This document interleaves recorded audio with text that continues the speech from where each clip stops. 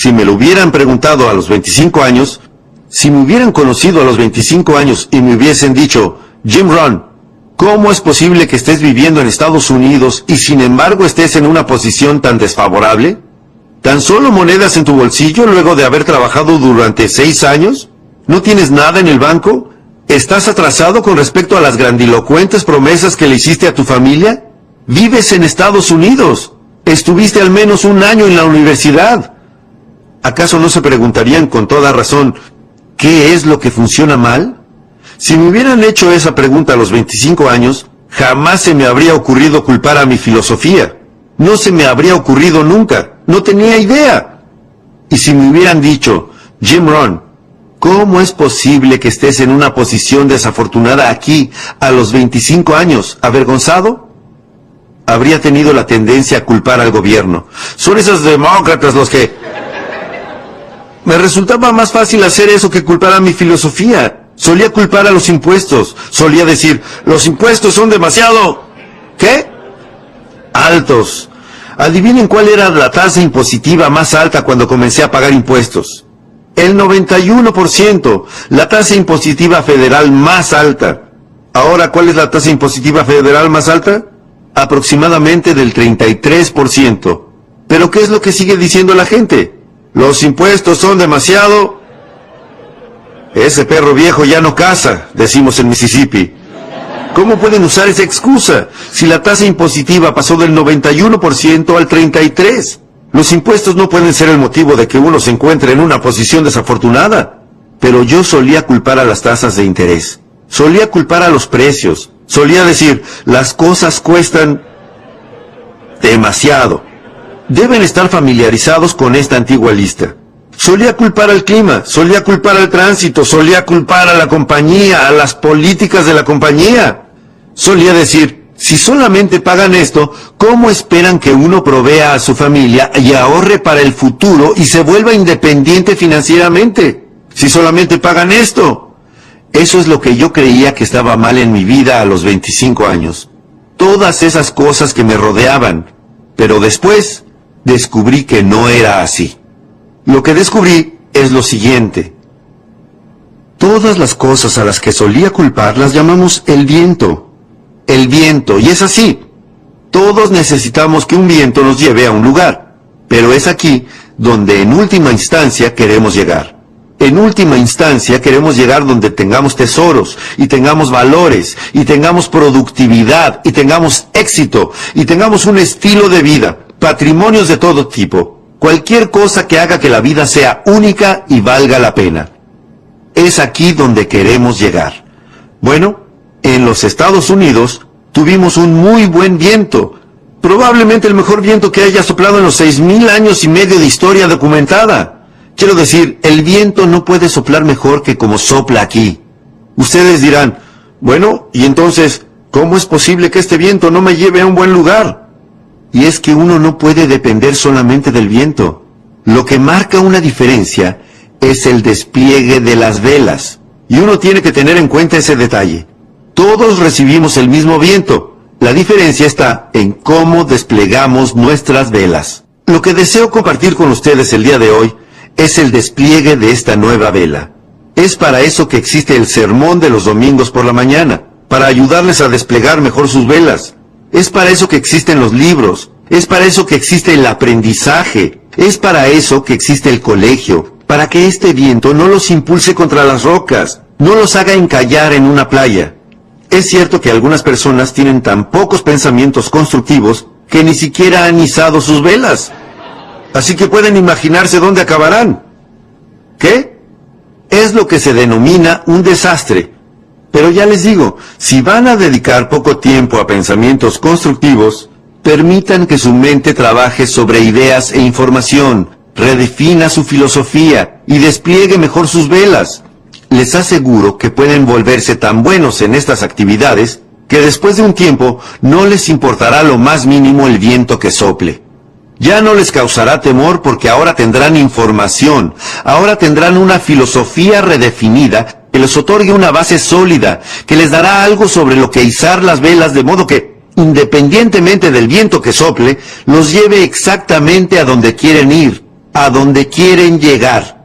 Y eso es lo que marcó una diferencia en mi caso. El despliegue de las velas, el proceso mental, la capacidad para producir ideas e información y hacer que la vida sea única y valga la pena.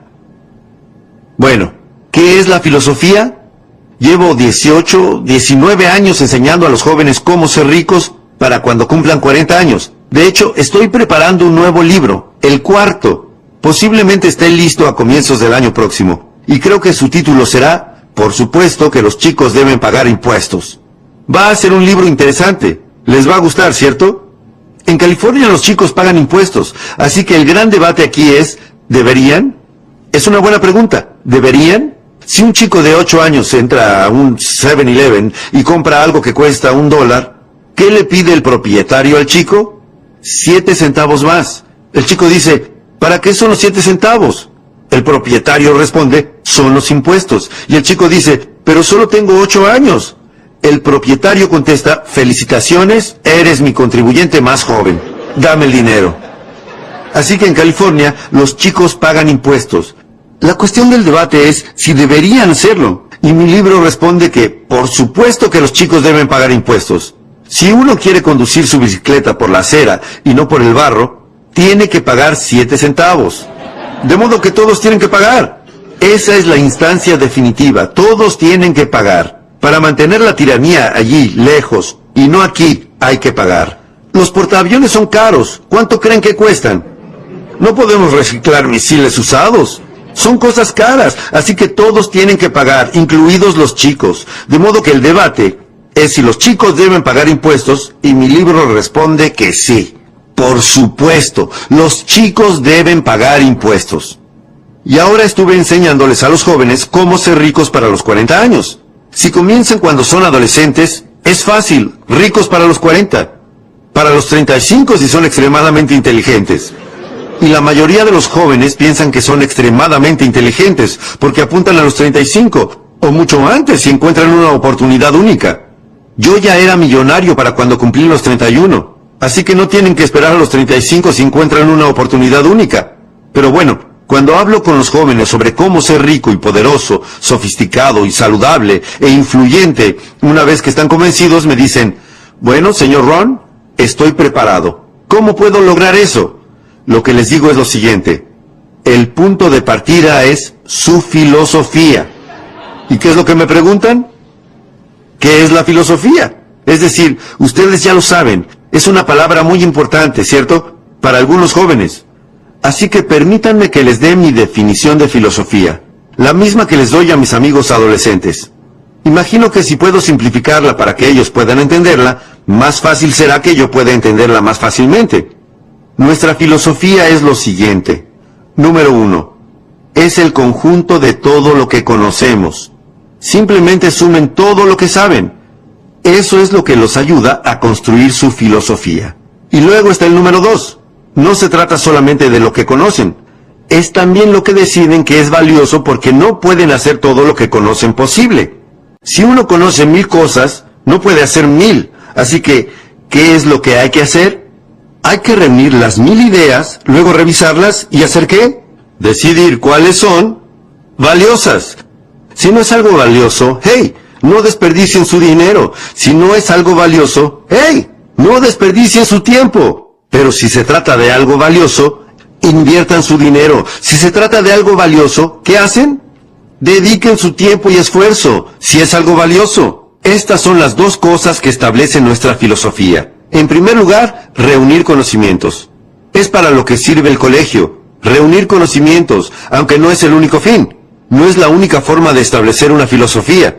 En primer lugar, reunimos conocimientos. En segundo lugar, revisamos todos nuestros conocimientos y decidimos cuáles son valiosos, cuáles no son valiosos, en qué no desperdiciar nuestro tiempo, a qué dedicar nuestro tiempo. Este proceso establece nuestra filosofía.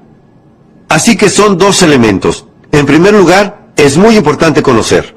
Hay que saber. Eso es lo que les digo a mis amigos adolescentes cada vez que tengo oportunidad de hablar con una clase de alumnos del colegio o de la facultad, de la universidad. Hay que saber. Así que presten atención a la información que reciben aquí, en el colegio. Lo que piensen al respecto depende de ustedes, y lo que vayan a hacer con esa información pronto dependerá de ustedes. Pero mientras estén aquí, asegúrense de recibirla. Tengo una buena frase para mis amigos adolescentes, es esta: no salgan del colegio sin ella, es decir, no se vayan de aquí sin tener algo en lo que pensar y reflexionar. Les dije a los jóvenes del Newport Harbor High School, les comenté que no hay nada peor que ser tonto. Hay que saber, no tener dinero es malo, pero ser tonto, eso es realmente malo. Y lo que es muy, muy malo es no tener dinero y ser tonto. Es decir, no hay muchas cosas peores que esa, salvo que estés enfermo. Enfermo, sin dinero y tonto, prácticamente no se puede caer más bajo. Bueno, probablemente haya un escalón más. Feo. Pero bueno, eso es todo, ¿no? Feo, enfermo, sin dinero y tonto. La peor perspectiva en la vida.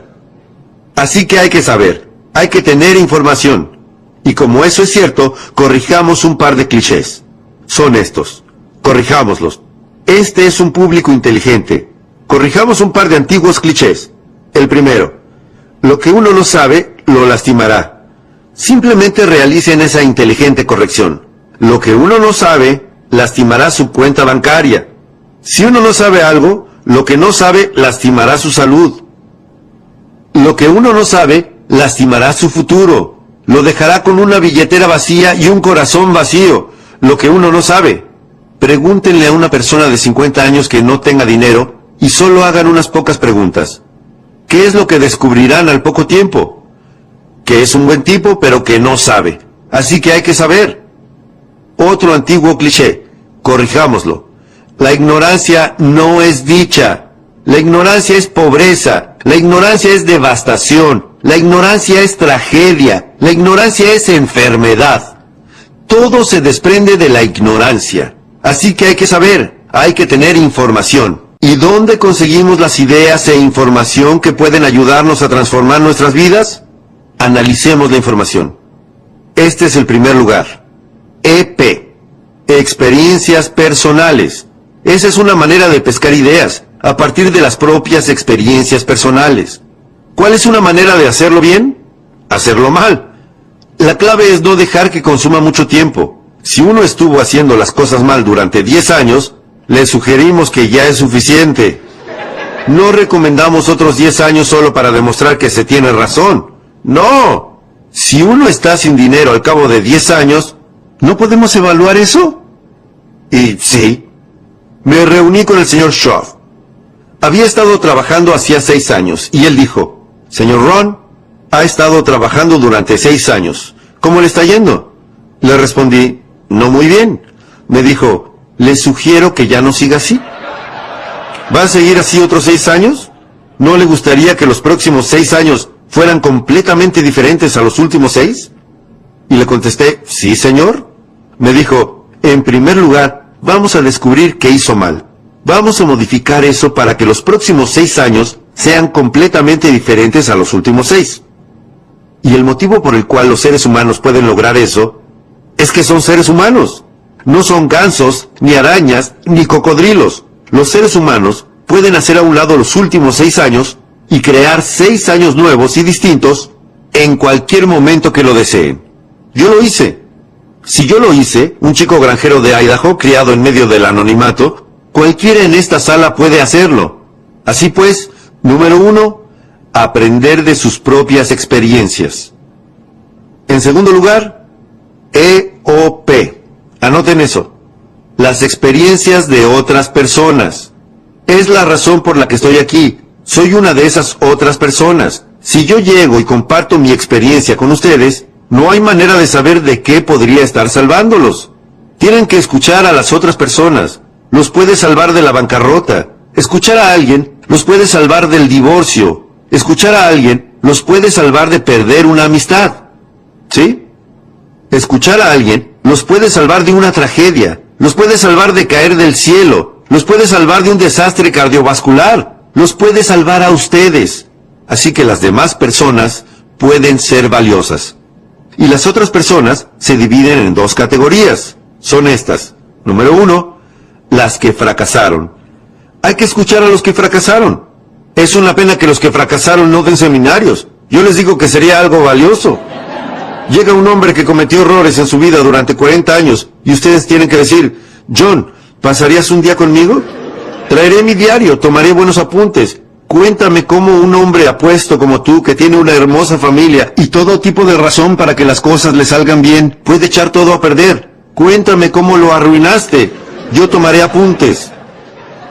Así que aquí hay una pista. Aprendan de lo negativo al igual que de lo positivo. Aprendan del fracaso al igual que del éxito. Ese es el motivo de que la Biblia sea tan buen libro. Soy un amateur, pero les digo que es un buen libro. Tiene una lista de historias de ambos lados del mostrador, historias humanas. Una lista de historias humanas que figuran en la Biblia se llama ejemplos. Hagan lo que hizo esa gente y vean cómo resultó. ¿Y sobre qué es la otra lista? Advertencias. Advertencias. No hagan lo mismo que estos bobos, sería un desastre. ¡Qué buen libro! Con 2 grupos de historias sobre el lado positivo y el negativo. Así que aprendan del fracaso al igual que del éxito. En nuestro ciclo sobre liderazgo, enseñamos a descubrir lo que los pobres leen y lo que no leen. ¡Caramba! Esto es fácil de aprender. Descubrir cómo hablan. ¿Y qué? Cómo no hablan. Descubrir el lenguaje que usan y el que no usan. Descubrir a qué le echan la culpa y conseguir una lista diferente. Se los repito, aprender del fracaso, aprender de la tragedia. Ahora pasemos a la otra cara de la moneda. Aprender del éxito, de las personas que pusieron en marcha algo de valor, de lo que ustedes pueden aprender, independientemente de cuál sea el valor. Una madre que se relaciona mágicamente con sus hijos. ¿No querrían saber sobre eso? Por supuesto, dirían, Mary, ¿te reunirías conmigo mañana por la mañana para desayunar en un muy lindo café? No vas a creer el servicio que tienen. Yo pagaré la cuenta. Ella dirá, bueno, se reunirá con ustedes mañana por la mañana para desayunar. Dirán, Mary, tengo que saberlo. ¿Dónde aprendiste a relacionarte mágicamente con tus hijos? Ella responderá, bueno, para serte honesta, hasta hace 3 años mis hijos estaban fuera de control. Y entonces leí este libro. Asistí a esta clase y me dieron un programa de 3 pasos, y lo estuve usando los últimos 3 años, y así es como me relaciono mágicamente con mis hijos. ¿Sería un desayuno valioso? ¿Pagarían la cuenta? Por supuesto. Podría salvarlos de mucho sufrimiento y colocarlos en el camino hacia la riqueza, y el poder, y el éxito. Y de eso se trata recibir información de otras personas. Esta es una parte de cómo hacerlo. Número 1. Mirar. Observar lo que está pasando. Algunas personas lo están haciendo bien y algunas personas lo están arruinando. Solo miren lo que ocurre durante el día. Miren lo que pasa. Hay una buena frase para tener en mente por el resto de la década de 1990 y para prepararnos para el siglo XXI. Presten atención. No se permitan simplemente dejar pasar el día. En liderazgo, analizamos el hecho de que la mayoría de las personas simplemente intentan llegar al final del día. Lo que las personas sensatas hacen es esto. Aprenden del día. Aprenden algunas lecciones antes de que el día termine, solamente con mirar lo que ocurre. Número 2. Escuchar. Tienen que convertirse en buenos oyentes. Es un desafío escuchar bien. Les explico por qué. Tantas voces solicitan nuestra atención. ¿Cómo se hace para prestar atención a todas las voces hoy en día? Les digo que es un desafío. Voces en la radio, y voces en televisión, y voces religiosas, y voces de publicidades, y voces de avisos comerciales, voces familiares, voces de la comunidad, voces políticas, voces de todo tipo. ¿Cómo hacemos para atender todo eso y no perder tiempo con voces que no son importantes? Les digo que es un desafío. Pero tienen que hacer como cuando encienden la radio. Le quitan la estática, quitan lo banal, quitan lo que les resulta tonto, encuentran una voz valiosa. Se quedan allí un rato. Sigan sintonizando, encuentren una voz valiosa, quédense allí un rato. Esa es la clave. El domingo a la mañana les pedimos que vengan. ¿Y qué? Que se queden un rato, escuchen una voz valiosa. Les pedimos que vengan al seminario. ¿Y qué?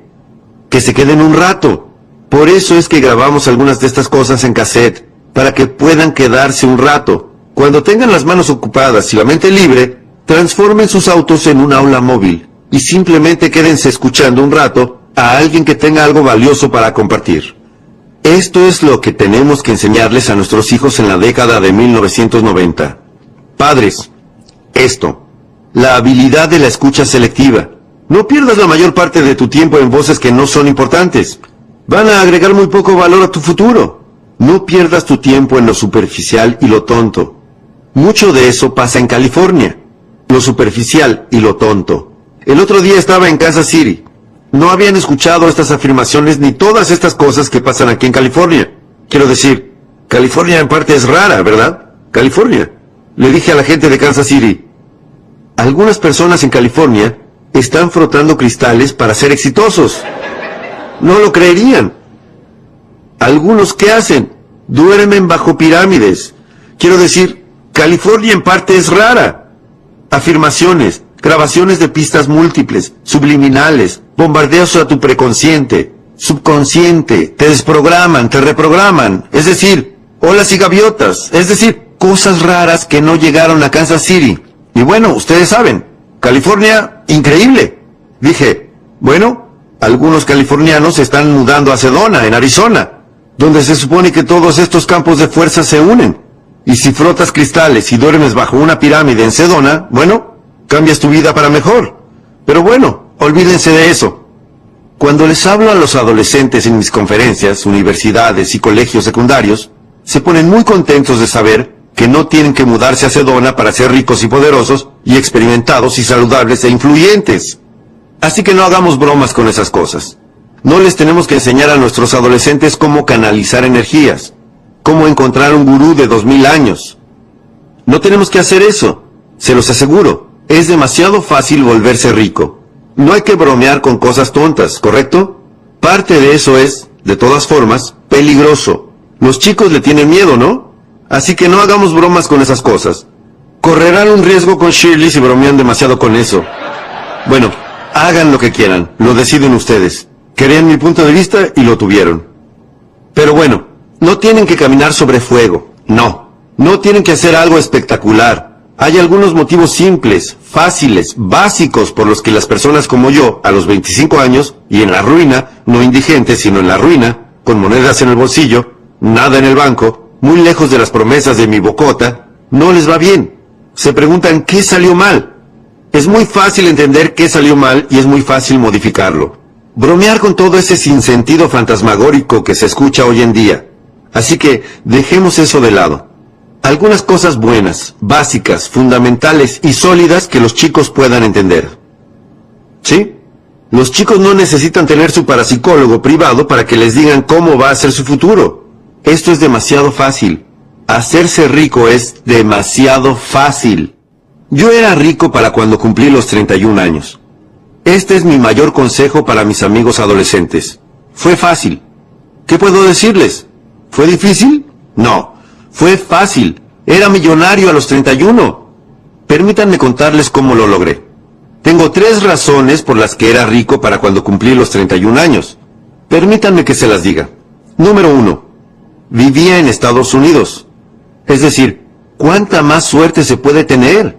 En Estados Unidos es fácil. Por eso todos quieren venir aquí.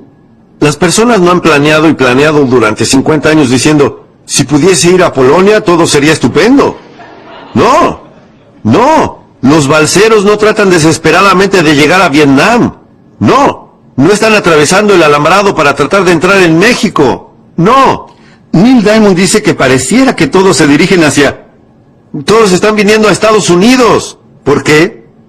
Todos quieren venir aquí por todos los medios posibles para llegar aquí. ¿Por qué? Porque en Estados Unidos es fácil. Así que si van a irse a sus casas con una idea, vayan a sus casas con esto. El señor Ron nos recordó que en Estados Unidos es fácil. Él era rico cuando cumplió los 31 años. En Estados Unidos es fácil. En Bangladesh es difícil. Llévense eso a casa. ¿Cuál es el ingreso anual promedio en Bangladesh? $120. Eso es difícil. Distingan difícil de fácil. En Estados Unidos es fácil. En Camboya sería difícil. El Khmer Rouge asesinó a 2 millones de camboyanos para que el comunismo funcionara. Es difícil. En Estados Unidos es fácil. En India sería difícil. En estos días están pasando penurias, complicado. En Estados Unidos es fácil. En China sería difícil. Realmente difícil. Subrayen realmente y hagan un estudio. Es difícil. Estados Unidos, fácil. Y ahora, en unos 90 días, podrán memorizarlo. Les digo que eso es todo lo que necesitan. Yo era rico para cuando cumplí los 31 años. Yo vivía en Estados Unidos. En Estados Unidos es fácil. Ahora, número 2. Yo encontré una oportunidad. Todo lo que uno tiene que hacer en Estados Unidos es buscar una oportunidad. Aprovechar la primera que se presente, ¿sí? Intentarlo. Si esa no es la que cuenta, llevará a otra. Una puerta se cierra, otra puerta se abre. Eso es lo apasionante sobre Estados Unidos. Está lleno de oportunidades. Una posibilidad de intentarlo, ¿y luego qué? Intentar de nuevo, ¿y luego qué? ¿Intentar de nuevo? Nunca se acaban las oportunidades de intentarlo. Vean si no pueden mejorar sus vidas y su salud y su futuro y sus cuentas bancarias y sus ingresos. Amasen sus fortunas aquí. Yo vivía en Estados Unidos, número 1. Encontré una oportunidad, número 2. Número 3. Encontré un maestro. Qué cosa tan grande, gloriosa y única fue eso para mí en aquel momento de mi vida. Encontré un maestro deseoso de enseñarme, y sus enseñanzas venían en 2 partes. Eran así, muy simple. Número 1, señor Ron, evidentemente cometió errores entre sus 19 y sus 25 años. Eso podía entenderlo bien, pero no se limitó a eso. Dijo, estas son las respuestas sobre cómo modificar todo los próximos 6 años, para que los próximos 6 años no sean como los últimos 6. ¡Qué maestro tan increíble! Me enseñó cómo tener 6 años nuevos y distintos. ¿Los primeros 6? ¿Qué? Cometí errores. ¿Los segundos 6? ¿Qué? Hice las cosas bien. Los segundos 6 años me convertí en millonario. Durante los segundos 6 años, el gobierno fue prácticamente el mismo, se los aseguro. ¿Cómo eran las tasas de interés? Iguales. ¿Cómo era la escala de sueldo? Igual.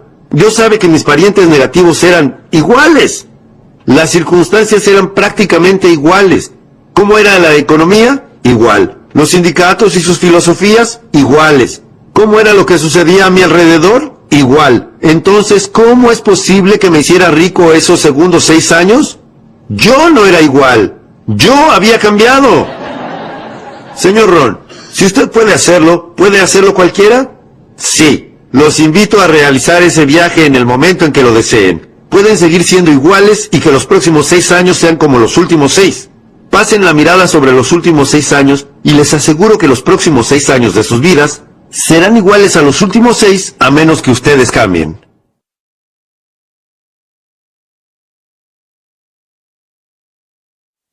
O a menos que quieran contar con esta pequeña lista que llamamos la lista del no mucho. La mayoría de las personas cuenta con esta lista del no mucho. ¿Qué ocurriría si sus parientes negativos se convirtieran en positivos? ¿Cuánto afectaría eso a su futuro y su fortuna? ¿Cuánto? No mucho. No mucho. ¿Qué ocurriría si los precios bajaran un poco? ¿Cuánto afectaría eso a su futuro? Les aseguro que no mucho. Si la situación económica mejorara un poco, ¿qué implicaría? No mucho. Ahora que los demócratas están al mando, ¿cuánto afectará eso a su futuro? No mucho. Podríamos armar un buen debate. Si los republicanos se hubieran mantenido al mando, ¿qué habría significado? ¡Hey! No mucho. ¡Hey! Podríamos armar un buen debate. Se los aseguro, se trata de una lista del no mucho. Si uno no hace planes para sí mismo, adivinen qué pasa. Probablemente puedan ajustarse a los planes de otra persona. Adivinen lo que otra persona puede tener planeado para ustedes. ¡No mucho! Entonces, ¿qué es lo que va a marcar la diferencia? Ustedes van a tener que marcar la diferencia. Ustedes van a tener que tomar las riendas. El señor Schoff, mi maestro, me hizo una promesa. Y yo quiero prometerles eso mismo este día de noviembre de 1992 en Anaheim, California. Esta es la promesa que recibí y que yo les hago. Esto es lo que mi maestro me dijo. Si usted cambia, señor Ron, dijo, si usted cambia, todo cambiará para usted. No tendrá que cambiar al gobierno. No tendrá que cambiar los precios. No tendrá que cambiar los impuestos. Olvídese de todo eso. Me dijo, si cambia, todo cambiará para usted. ¿Y cuál es la primera cosa que hay que cambiar? Su filosofía.